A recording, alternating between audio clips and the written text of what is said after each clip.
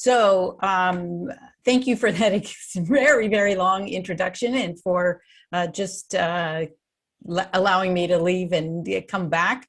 But I'm very happy to be here. My name's Irene, and as was introduced, my focus is on personal branding. But in addition, in the work that I do teaching social media marketing, as I have for many years now, I have come to, and I've been working in digital and social media for over a decade, which is like amazing to me. Things are changing, and if you ever feel like, when did this start happening? You know, something changed, you know, it didn't used to be like this last week or something. You're not alone. Everything is always changing. Every single platform, or there are new platforms, or there are new things happening. Anyway, so I'm just delighted to have the chance to share what I hope is valuable information with you all. Nonprofits are very near and dear to my heart. I was on the City of Fremont Human Relations Commission for many years. I was on the Abode Board for many years. Working in the community here in Fremont has always been a priority for me. So I'm happy to be here, and thank you all for the great work that you do on behalf of the community as well. So if my graphics were working, you would see here, here's the agenda.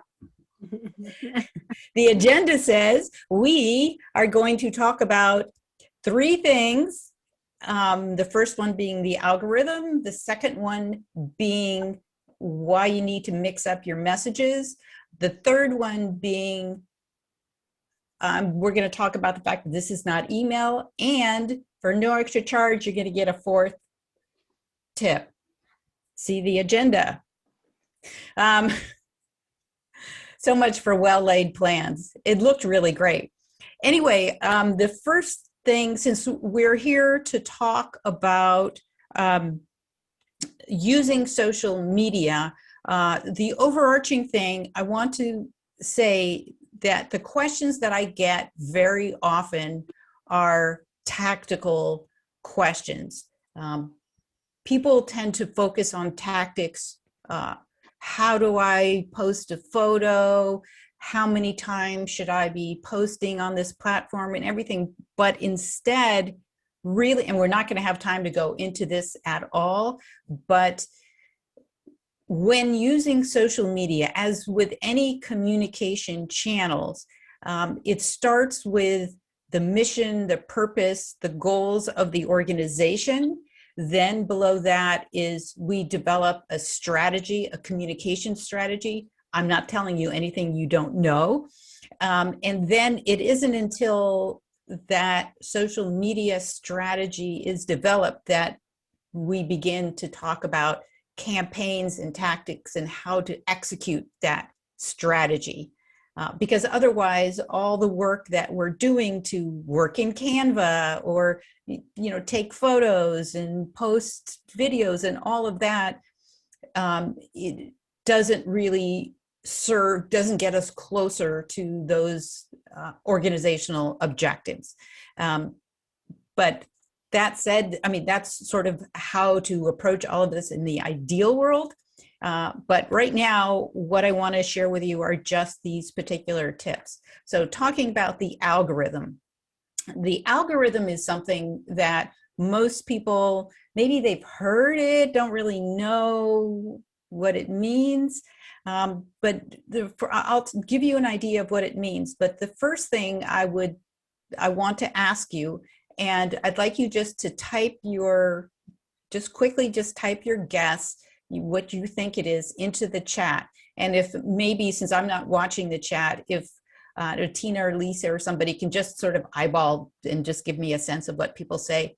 If you have on your Facebook page 100 people, just because it's a nice round number, 100 people who have liked your Facebook page, how many or what percentage of people do you think we'll see, if you just make a post, just a regular post to your page, how many of those 100 people will see that post in their, when they're looking in their news feed? So just type it in the chat, how many you think it is. And if somebody can just kind of eyeball and just give me okay, some quite a few answers. Paula says 1, Tracy Sarge 3 to 5, Mina Romani 5%, Jim Thomas 75, Chow 2%, Dave Bonacorsi 10%. Mm. So it's, yeah, so it sounds like it's all over. Yep. Yeah. So, and you all have good reasons for thinking those numbers, all of them. Because those 100 people, they with intent went to your page, they clicked like, which we think means they are subscribing. They have an affinity for the organization, they're a supporter, they're interested in our mission, whatever it is, and they are subscribing, like they're opting in. So why would they not see that? But here's the thing, those of you on the low end, that's where it is. The number of people generally who will see that in their news feed is probably around maybe that. Yeah, it's small. Could be 5. There are exceptions, but it's very, very few. And it's important to understand that this, because many organizations, we just assume because these people signed up, right? They clicked like, or they followed my account, Instagram, Twitter, whatever, that they're going to see my stuff. Do not count on that, because chances are more likely that they will not than they will. There are many factors that go into the algorithm. There are thousands and thousands of factors, which is all proprietary. We don't know. I know what a number of them are, but I mean, they have to do with the people who, if we interact more with content from a particular page, then we're more likely to see it. So there's, because those are signals to Facebook that says, I'm interested, show me more. And people get all up in arms about this, you know, how dare Facebook manage or regulate when I'm allowed to see from the pages I've liked from my friends and all of that. But the fact is that it is not possible for us to see all the content that our friends post and all the pages post and all of that. So they have to use data to guess which things will be most relevant to us at that particular time when we're looking. So anyway, so that said, there are a couple things that we can do. So I just want to, rather than, oh my God, there's nothing I can do, I want to share just a couple quick things that might be helpful to you.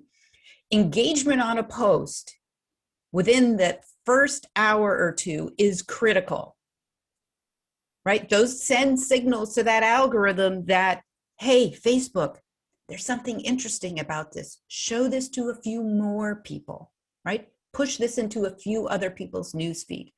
So we want to get people, and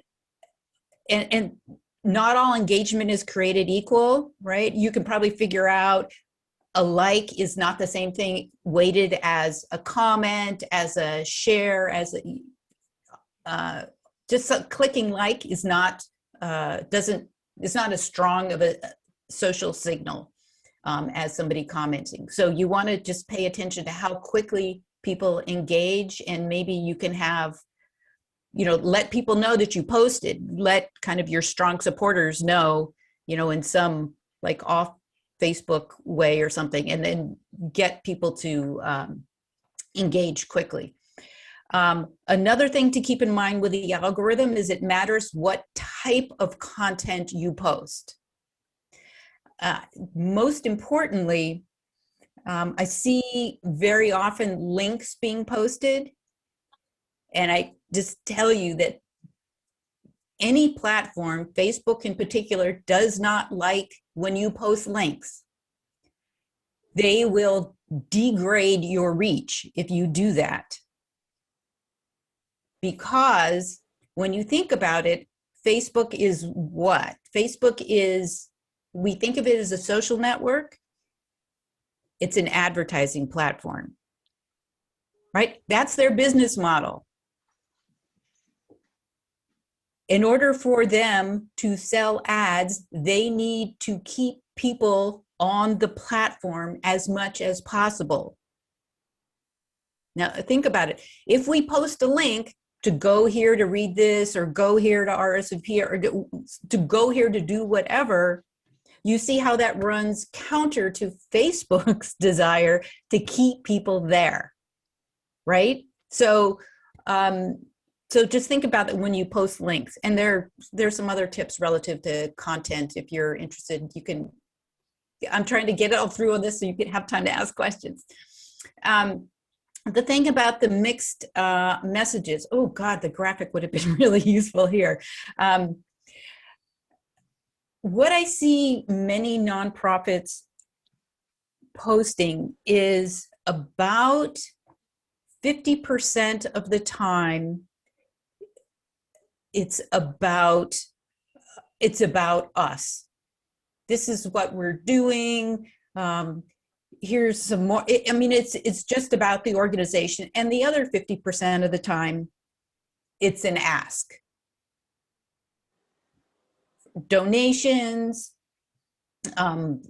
volunteers, whatever, it's an ask. So it's a mix of that, which having worked with nonprofits, I mean, you all are doing more than can be expected with far too few resources. So I understand that. But I want to give you maybe a different framework to consider. And that is to have about 70% of your content be of value to your audience, which is different. And that requires us, and it's hard to put ourselves into the audience, into their perspective or their point of view. Because we know what we want people to do, right? We know what we're working on. So it's so much easier to tell people about this. But why are they, if the nonprofit is environmental, say, and so we know our supporters are people who care about the environment, who, I don't know, maybe they're interested in, I don't know, growing their own food or recycling or whatever, pick which is relevant. Then share information that is helpful to them. Let's understand what draws them. Why is it that these people connect with us? What is it about what we do? And how can we help teach them things that will be useful, or share inspiring story? They can be things from the news that have nothing to do with the organization. Anyway, there are many ways to share value. And then about 20% share the spotlight. And that can be anything from highlighting the story of a longtime volunteer or staff member, offering congratulations or helping to tell the story of another community organization, and showing that we're being supportive. And doing that, by the way, adds visibility for them. You then can be visible to their audience, and they're visible to your audience. And about 10% is when we're more asking and promoting. And I know that seems like a big shift for those who are accustomed to more to the asking or telling about what we do. But this is kind of related to the next point I want to make, how this is different than email. And when we send out emails, these are people who there you can talk about yourself, you can talk about the organization, you can ask people. These are people who have, when they go to their email box and they open up that email, they know that they're getting communication from this organization. And that's what people expect. When we're using social media, though,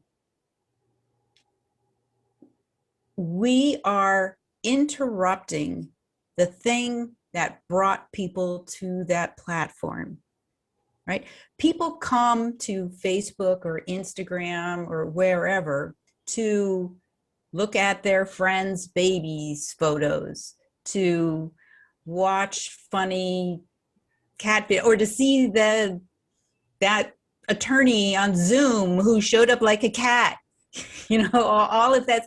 So when we are sharing information about our organization or asking for anything, we're interrupting what most people came online to do.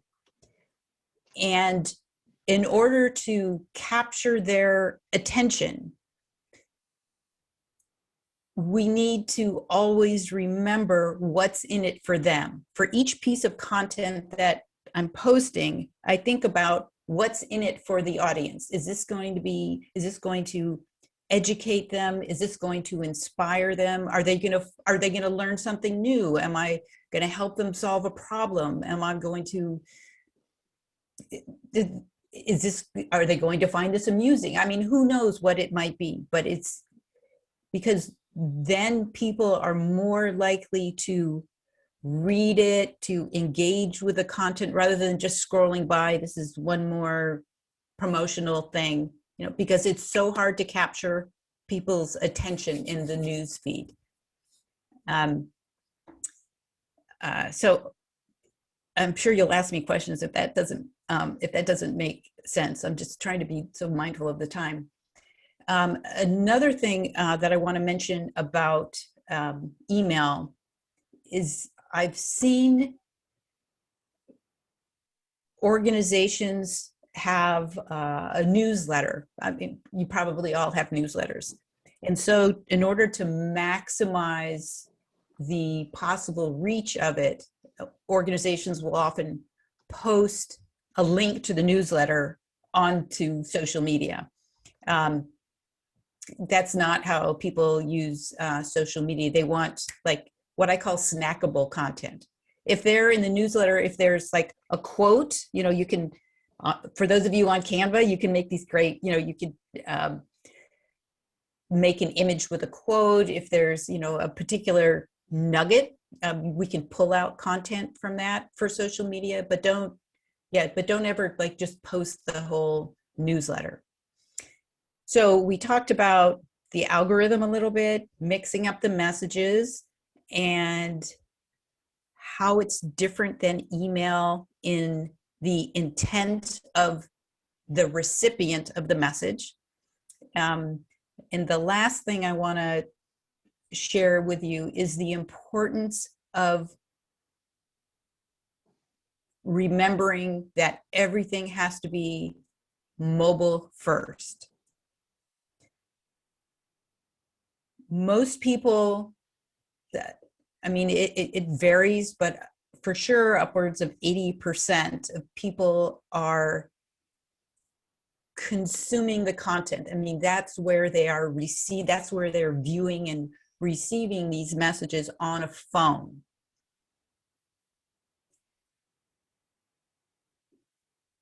So, that makes it really challenging. So, when you have images that have a whole bunch of text on it,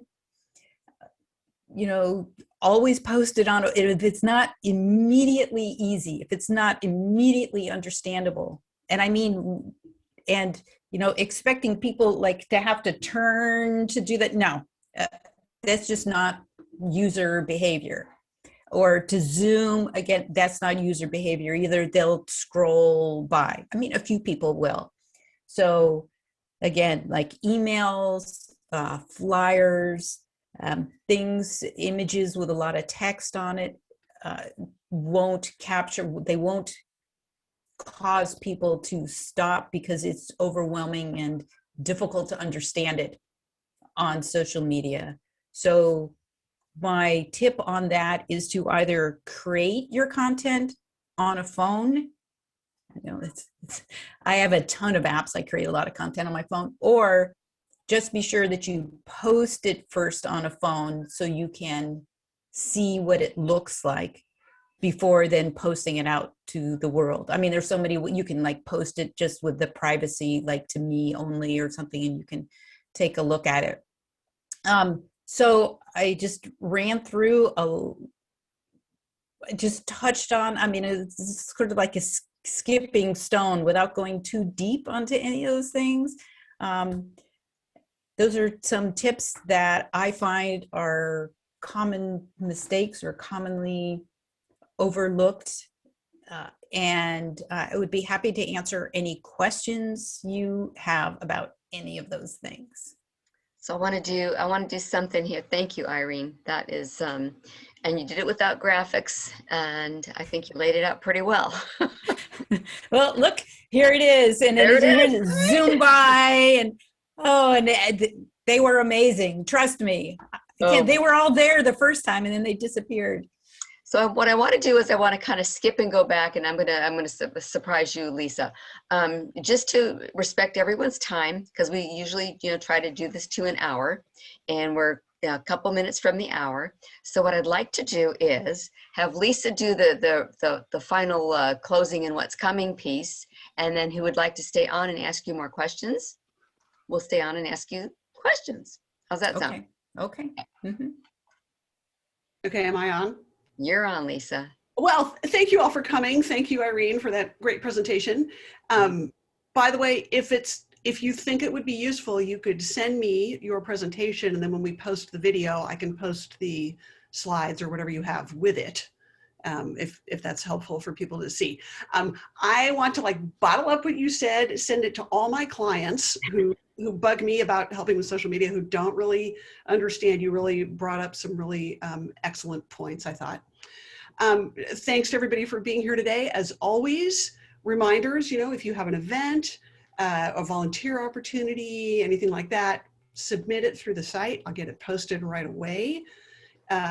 If you have not already looked up your organization's listing on the site, take a look.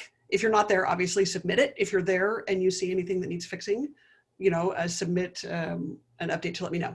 Next month, we have two featured 5-minute speakers. One is Avanzando. I'm probably not saying it right, but they're working on advancement and empowerment of Latino youth in the area. And I think that would be pretty inspiring to hear what they have to say. And the IACF, Indo-American Community Foundation, which Jivan was here, and did he disappear? Mm-hmm. I'm not seeing him there, but he's going to present their organization. And then the speaker next month, sort of a contrast to the online social media expertise, is going to be Bill Marshak, who is the publisher of the Tri-City Voice. And he's going to give us some insight about how to present your events and or organization stuff to them to optimize using the newspaper as a venue for publicity, advertising about your event, whatever. So he's got some tips about the best way to submit your information there, which I think super useful for everybody, for the people who don't, for the people who aren't on Facebook that need to hear about you.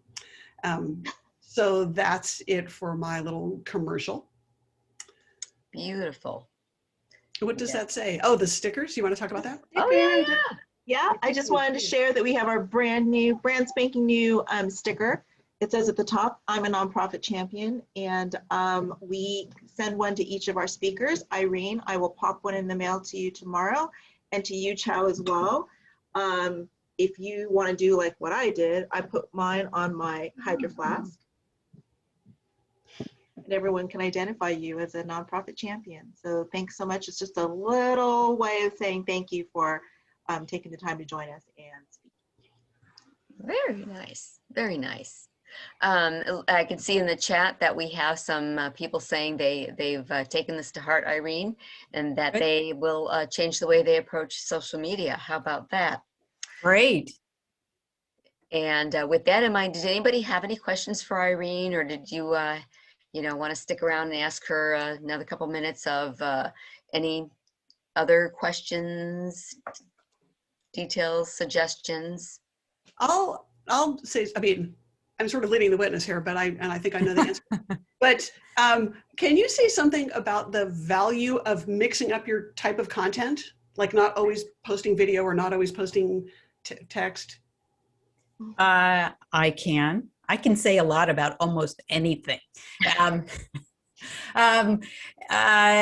Yes, you want to mix things up.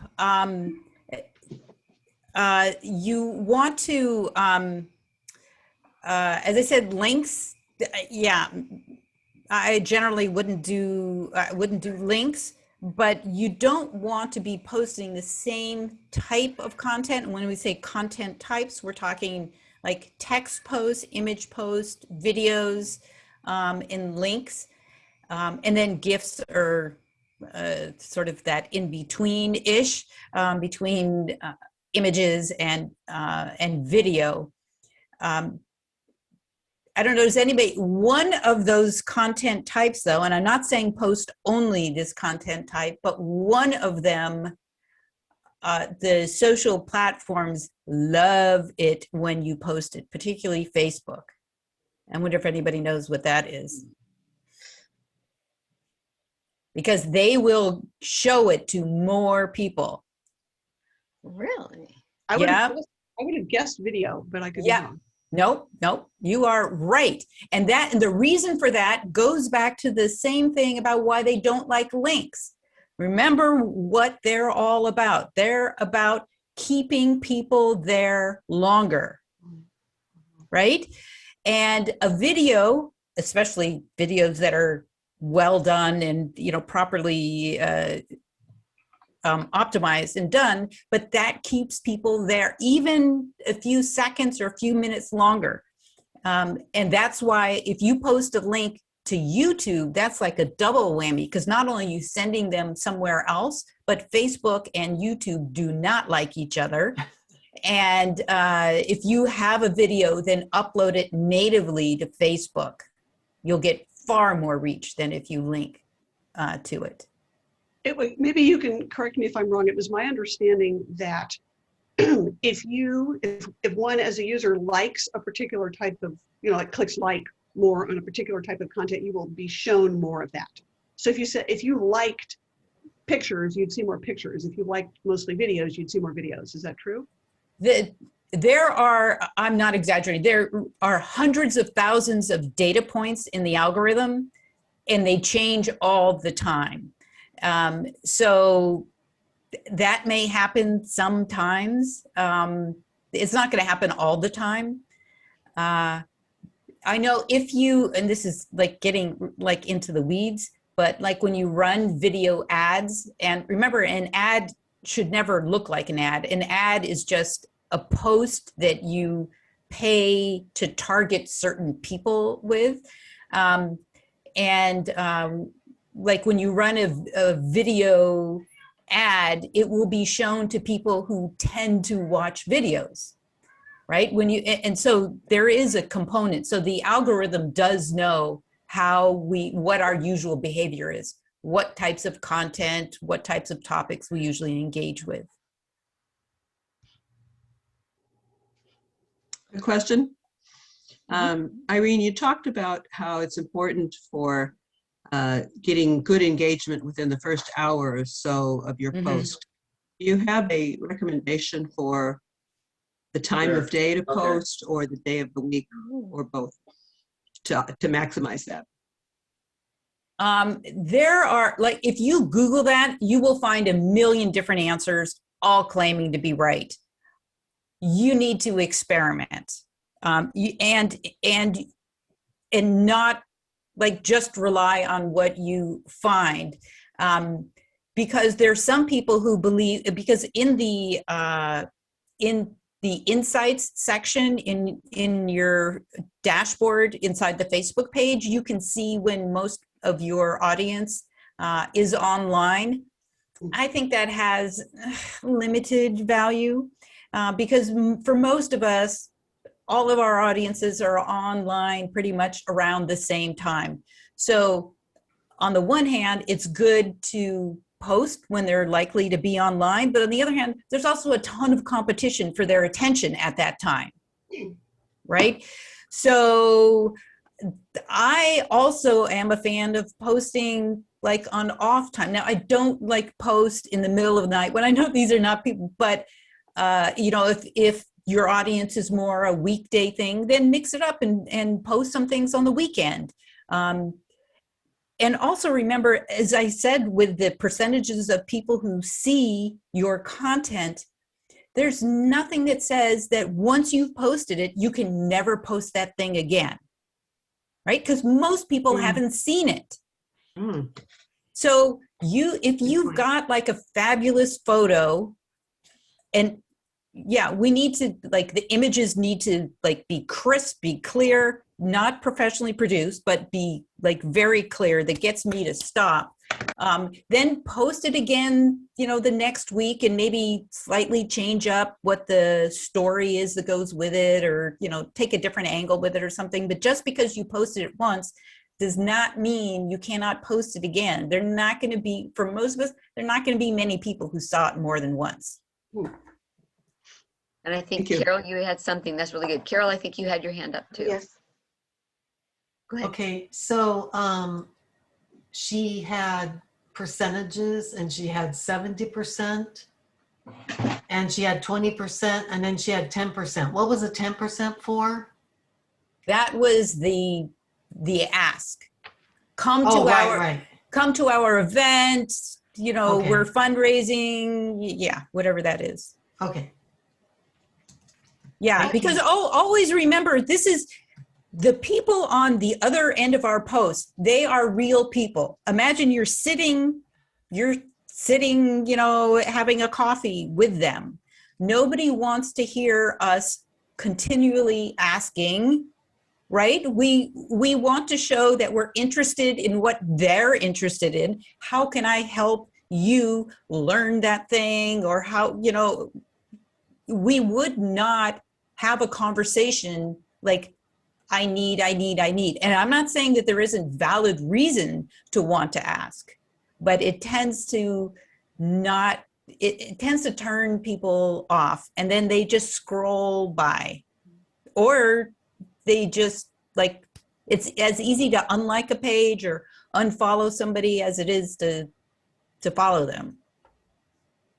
Very good. We've got a couple things. I think, Tina, did you get your question answered? And we have Purva, and then we have Julie had a good question as well. Yeah, I have a quick question, and I'm going to have to step away for good in about 5 minutes, but Kathy and Lisa, you are co-hosts, so I think you can take over. Just quickly, Irene, do you have suggestions about using Facebook Suite? I started using that a few months ago because we have an Instagram account as well. And what I've done a few times is I've done a different, kind of the same post, but a different kind of look and feel for the images. And then there are sometimes I'm so strapped for time, it'll be the same post, identical, you know, it appears different on Instagram versus Facebook. Right. I mean, what do you suggest? It's, you know, is it defeating the purpose? Am I making more work for myself unnecessarily by trying to tweak the content between the two platforms? I totally understand your question. And the related question that I get all the time is, there are a number of tools. They're just third-party tools, meaning the tool is not part of Facebook or Instagram or Twitter or whatever. They're just it's just a tool that you can get. It's an application that you can get, and they allow people to upload their content, their image or whatever it is, and then they write the caption, they do whatever, and then they just like one click, boom, and it just like goes everywhere. So a lot of people like to do that. It's a time saver for sure, but I just caution when you think about that. While it's efficient to do that, that's very, like when I use it, it's very me focused as opposed to audience focused. And I have, as most people and organizations do, have like different audiences on different platforms. Plus, each platform has its own formatting and has its own pace and vibe. For example, when someone posts on Instagram and then there's an option on Instagram, like just to send that post to Facebook, I mean, and you see 30 hashtags on there, and hashtags people just don't like. It's just not part of the Facebook culture. So you want to just be mindful of that. Now, using Business Suite is great because it allows you to like see all your comments in one integrated inbox. It's much more efficient. So there's no reason to not do that. Just be sure that you're considering who's on the other end of those messages, and do you want to send out exactly the same thing at the same time? Because sometimes people feel like, then why should I follow them on Facebook? I'm getting all the same stuff there. Anyway, Exactly. Yeah. So maybe you do it at another time, or you just kind of like switch it up, a little, you just make tweaks to it, or do them in a different order or something. Okay. And that was one of Thank the you. questions that was posted on here by Julie was, is Facebook the best social media platform for organizations we represent? That is a huge question. I mean, when I work with clients, one of the big things we do is look at what their organizational goals are. We develop a whole strategy that includes defining who their target audience is. And then, then we just get into the tactical stuff of, where do they hang out? Where's the best place to engage with them? I definitely think for nonprofits in general, I don't like to say anything 100% because I imagine something doesn't fit, but you should have, I think most of your audience would expect that there be some presence on Facebook. It's just really, really challenging with the algorithm. And there have been changes in the Instagram algorithm and every algorithm everywhere. And obviously Instagram is owned by Facebook. So they're tied together. But it's hard to say, it's really about who your target audience is, because it's about them and finding them where they are. Yeah, and thank you. And that totally adds up. Porva, did you have a question? Hi, I wanted to ask if, do you have any advice regarding Google Ad grants for nonprofit, how to use them effectively and efficiently? Wait, so I'm sorry, did you say Google Ads? Google Ad grants for nonprofit, like they give 10,000 or something for nonprofits to use on Google Ads? I don't know anything about the grants per se, but I do get asked frequently about Google Ads versus using social media. So if that would be helpful, I can kind of tell you how I see them very differently. So they are entirely different beasts, 100% different beasts. The only thing that they have in common really is that they're both on the internet. When you go to Google, people go to Google to type in the thing they're looking for, right? I'm looking for a nonprofit in childhood education or whatever. They go to Google with intent. Their intent is clear. We don't need to guess or anything. And so you get results, and then you get, if they're Google ads, if you choose the keywords related to their search, then that comes up. Google ads are much more straightforward, right? You don't need to worry about 70% value, 20% blah, blah, blah, because they told you what they want, right? And you just give them the thing. Here's the link, go, the thing you wanted, click this link, you get it. On social media, that's totally different because we are using that tool to hang out where other people are hanging out. They're just going there. It's like they're at the coffee shop. They're, at one table, they're talking to their friends. At another table, they're talking with their coworkers. At another one, they're planning a picnic. They're all there hanging out. So we have the opportunity to go to where they're hanging out, and based on our understanding of our audience and everything, then we can put something in front of them. We can say, obviously this is a terrible example, I'm just making it up, but we can share some information, something inspiring about the ways in which young children can help. Society will be better off if we invest in young children now, or something. And we can just walk through the coffee shop with that, where people are just hanging out, and the people with whom that message resonates will be able to build connections with them. They didn't go to the coffee shop to learn about that, right? This is an opportunity for us to connect, and maybe one of those tables in the coffee shop is already our people, right? They're talking about childhood education, but there's a bunch of other people there who don't know about it. And when we have conversation with the people at our table, then other people will overhear it and say, hey, I'm interested in that. Or, hey, Lisa's over there and I know Lisa.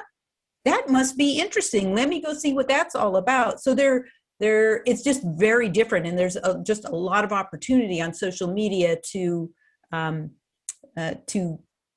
build that reach and build an audience, but we need to respect that was not their intent when they went there. So that's the difference. Yeah, that's true. Thank you. Mm-hmm. That was the best explanation of that I've ever heard. And I talk to people about this all the time. I'm going to start using that.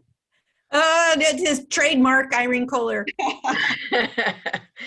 I did save the chat, Lisa, just so that we can review it later if we need to, because there were some really good questions here, and some things that maybe we can use for social media information. For our account, yeah. One of the best things we heard on our monthly speaker series was thank you. Because then you're sharing value with and even ask, this is one of the things that we learned.